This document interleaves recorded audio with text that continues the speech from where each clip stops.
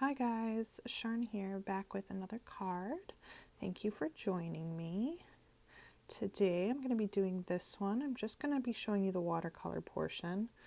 So I've already stamped out my background using the anemone stamp set from Pretty Pink Posh. And I'm wetting down the watercolor paper with just a large brush, mop brush. It's a pretty cheap one actually. And I've got a number 8, I believe, and a number 4 brush. The black brush is the silver black velvet line, and the other brush is a scepter gold Winsor & Newton. And I'm just putting down a light coat of some very pale distress inks. I decided to go with distress inks today. I find it very easy to watercolor in a loose manner with these inks, and the background goes together really easily for me. I like the loose style of watercolor, especially with my florals. It just gives me more freedom, and I don't find that I have to be perfect with everything. So I'm going to dry that first layer. I'm using a milled lavender, and I think it is Shabby Shutters for the first layer on the leaves, and then a little bit of pumice stone for the background. Nothing is in the lines, that's the whole point. And now I'm moving on to the flowers. I just want to add a little bit more color and depth, so I'm doing every other petal, and I'm putting down a wash of clean water and then going back in and tapping in some darker colors around the edges, anywhere petals fold over each other, anytime a petal is on top of another petal, and right in the center. All those areas I want to make dark, and the clean clear water will just help that color to spread back out through the rest of the petal. I already have a base color down, so it's a lot easier to go back in and just add on top of that. And I let the distress inks do their thing. I try not to mess with it too much, and they give some nice veining, and I think it looks really nice for flower petals. So that was the idea here. I tried to balance my layout with the grouping of 3 flowers that comes in the set. I just put right down in the corner and stamped a little greenery around it. And then I took one large and one small and put it up in the corner. And now I'm going in, and I think that's bundled sage for the leaves, just to darken them up a little bit, give them a little bit more contrast, make them stand out from the background. Just balance next to that dusty Concord color. I think the bundled sage is a nice subdued color that goes nicely without overpowering the flowers. So I'm just working down here in the bottom while the other petals dry, so I don't ever work 2 petals next to each other because they'll start bleeding, unless I do that by choice because they're going to be the same tones. But you'll get a lot more control if you do 1 petal at a time like I'm doing here. You could wet the whole flower and just drop in color, but it's going to spread a lot more loosely, which again is another look and something else you can try. I'm basically just treating my distress inks like watercolors here. I enjoy the palette that Tim Holtz has created for these, and I like how the colors work together and play together so nicely. And if I don't particularly like an area, I can always go back and re-wet it and move it, because distress inks are never permanent. So you can always go back in and rework another petal if you don't like how it comes out, which I will do here in another minute or so.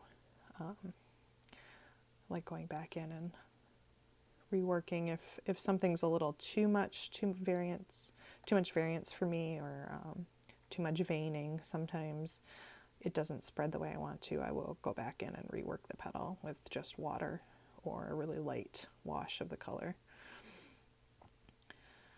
So again, just tapping in around, spreading it out, tapping back in, trying to get underneath that darker color so that the petals look like they're laying on top of each other instead of just a flat color. The more contrast you add, the more they're going to stand out from each other and really give you that depth of color and perspective on the flowers. Sometimes it's a little hard to tell when you get painting which petals are on top of which, but I don't think it really matters, as long as you kind of work it out. So I'm just going to keep going around here and finish filling in all my petals, and always working so that the petal next to it isn't wet still. Might be a little damp, but not wet enough to move the color. If it's still wet, you will get a lot of bleeding into each other, which again can be a look, but I like a little bit more control over my images.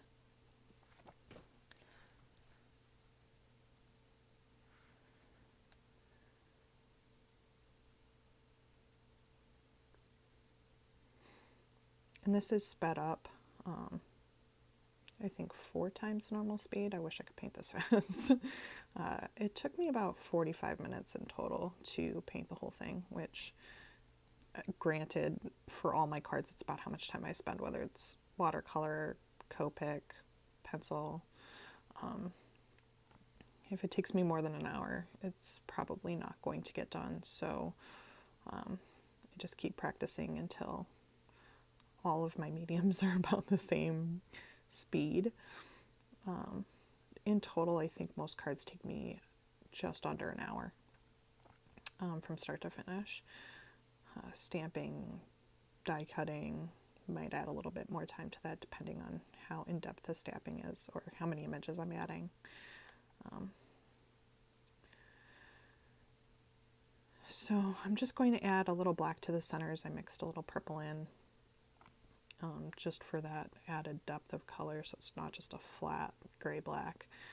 I wanted to go with the flowers a little bit more, look a tiny bit more natural.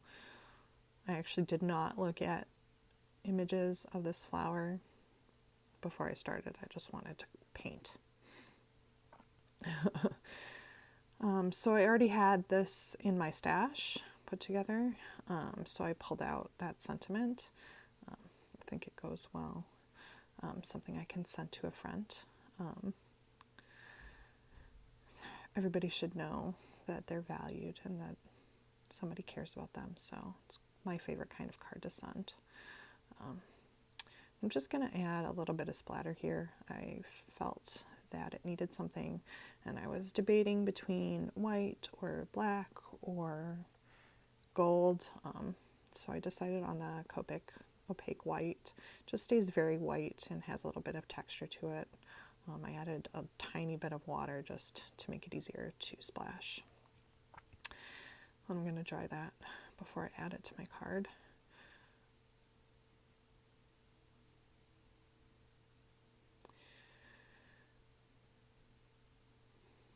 And the paper is warped, but once I add the glue to it, I'm going to flatten that back out. You'll see here in a second.